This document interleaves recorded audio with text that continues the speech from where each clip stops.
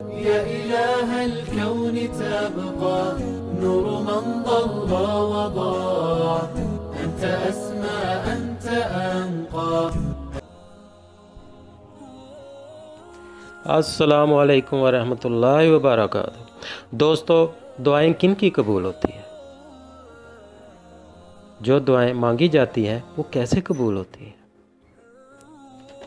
تو دوستو، صحت، عافیت، رزق، دنیا کی ہر نعمت کے لیے جو دعائیں مانگی جاتی ہیں وہ کیسے قبول ہوتی ہیں؟ دعائیں ان کی کبھی قبول نہیں ہوتی جن کے دل میں بغض سے بھرے ہوں، جن کے دل جو دوسروں سے حسد کرے، جو دعاؤں میں بھی کسی کا برا مانگے، برا سوچے، بد دعائیں دے، بہت ساری ایسی چیزیں۔ تو دوستو، دعائیں کثرت سے ان کی قبول ہوتی ہیں جو گھر سے نکلے تو سب کی خیر مانگے، جو گھر سے نکلے تو اس کو جو بھی نظر آئے اس کے لیے دعا کرے، چاہے آپ اس کو جانتے ہو یا نہیں، سب کی خیر مانگے۔ اگر آپ کسی ہسپتال کے قریب سے گزرے ہیں تو آپ سب کے لیے ان کی صحت کی دعا مانگیں۔ کسی ریڈی والے کے پاس سے گزرے ہیں تو اس کے لیے اچھے رزق کی دعا مانگیں۔ جو مزدور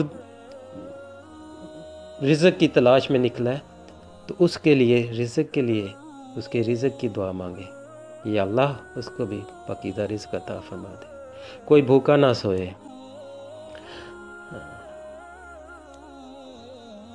اگر کوئی نابینا دیکھے تو اس کی بینائی کے لیے دعا مانگیں، کوئی ٹانگوں سے معذور ہے تو اس کے لیے دعا مانگیں، اس کی صحت کے لیے دعا مانگیں، دکاندار کے لیے دعا مانگیں کہ یا اللہ اس کو حلال اور پاکیزہ رزق عطا فرما، اس کے رزق میں اضافہ فرما۔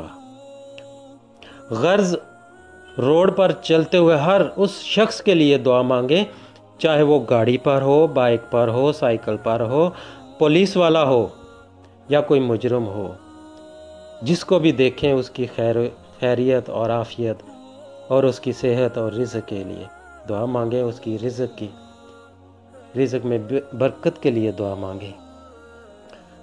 تو دوستو، اپنے بہنوں بھائیوں کے لیے ان کی غیر موجودگی میں دعا مانگیں،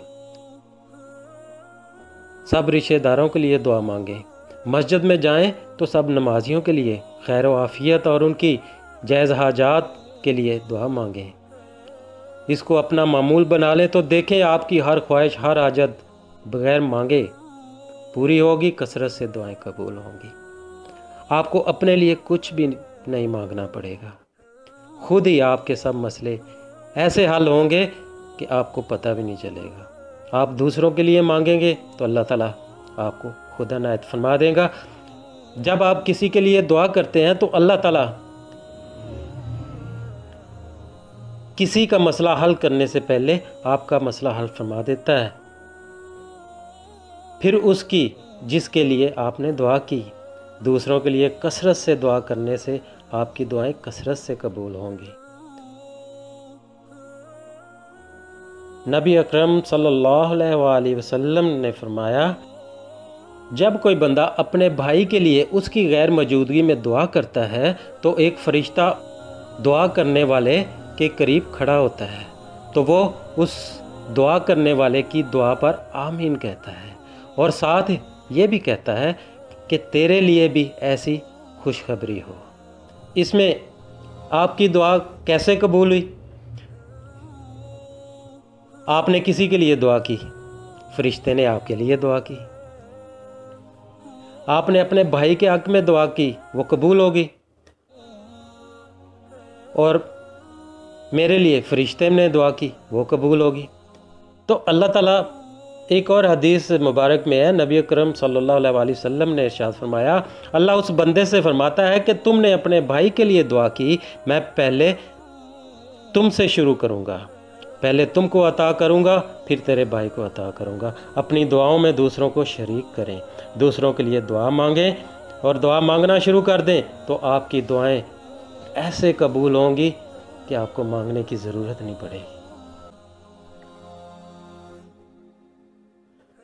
اللہ سے دعا کا بہت پیارا طریقہ ہے یہ، اس کو معمول بنا لیں، کبھی پریشانی نہیں آئے گی۔ ایک اور حدیث مبارک میں ارشاد ہے جو مومنوں کے لیے دعا کرتا ہے تو اللہ تعالیٰ ہر مومن کے بدلے ایک نیکی عطا فرما دیتا ہے۔ تو دوستو دوسروں کے لیے دعا مانگیں، دوسروں کو اپنی دعاؤں میں شریک کریں، تو انشاءاللہ تعالیٰ آپ کے کوئی مسئلے مسائل نہیں رہیں گے، کوئی پرابلم نہیں ہوگی، آپ کو کچھ اپنے لیے مانگنا نہیں پڑے گا۔ دوسروں کے لیے مانگیں گے تو اللہ تعالیٰ آپ کی حاجات ان کے صدقے پوری کر دے گا۔